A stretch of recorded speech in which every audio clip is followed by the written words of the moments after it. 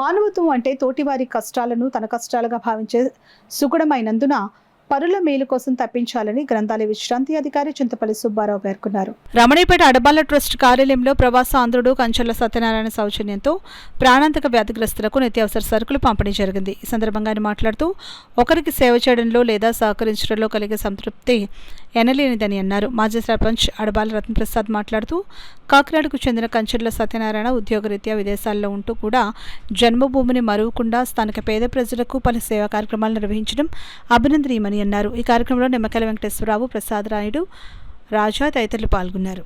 ఈ ఆహార దినుసులకి వారు సహకారం అందిస్తున్నారు.